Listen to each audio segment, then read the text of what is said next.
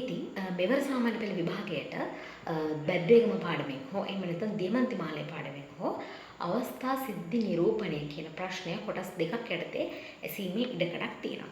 ඉතින් පුතේ සිද්ධියක් කියන එක ගත්තොත් මේ සිද්ධියක් කියන්නේ සරලව කුඩා සිදුවීමක්. එතකොට මේක සිද්ධ වෙලා ඉවර දෙයක්. එතකොට සිද්ධියකදී සිද්ධියක් ඇති වෙන්නේ තාම ක්ෂණිකව.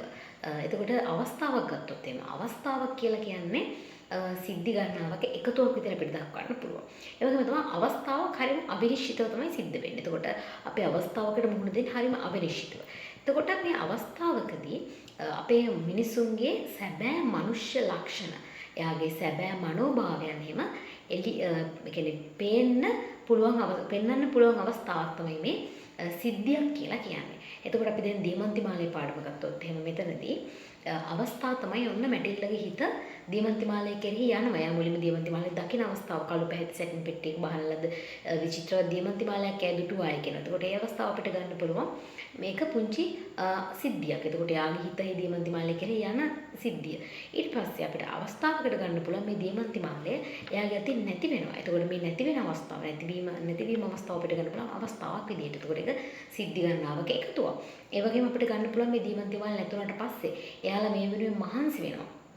මහන්සි වෙන ආකාරය ඒගොල්ලෝ තමන්ගේ ගේ පවා වෙනස් කරගෙන මැටිල්ල ගෙදර පුංචි මෙහෙකාරියක් හිටියේ යව පවා ගෙදරින් යවලා ඊට පස්සේ එයා ගෙදර සම්පූර්ණයෙන් වැඩ කරන්න පටන් ගන්නවා. එයා තරප්පු පෙරිදී වතුර උඩට ගේනවා, පල්ලෙහාට ගෙනියනවා. ඉතින් එයා තමන්ගේ රෝස පැහැණියගේ වියන්තුරු හැලි බලන් හොදනවා. ඉතින් මේ පිකම් කෝපදීසි පීරිසි හැමදේම සෝදනවා. ඉතින් ඒ දේවල් අපිට ගන්න අවස්ථාවක් විදිහට. අවස්ථාවක් කියලා කියන්නේ මෙතනදී දැන් අර සිදුවීම් ගණනාවක එකතුවක් දීපති මාලේ නැති වුණා. එයාලා ණය ගත්තා. ඒ ණය ගෙවන්න සිද්ධ වෙනවා. ඉතින් අවුරුදු 10ක් තිස්සේ මේවා ගෙවනවා. ඒ සිදුවීම් ගණනාවම එකතු වෙලා තමයි අවස්ථාව නිර්මාණය වෙන්නේ. මැටිල්ඩා ගෙදර එයා මේ බොහෝ වෙහෙස මහන්සි වැඩ කරන අවස්ථාවට එයා එන්නේ. එතකොට අවස්ථාව නිර්මාණය වුණේ සිද්ධි ගණනාවක් එකතු වෙලා. එහෙනම් සිද්ධියක සහ අවස්ථාවක අතර වෙනස දරුවන්ට තම සරලව පැහැදිලි වෙන්න ඇති කියලා.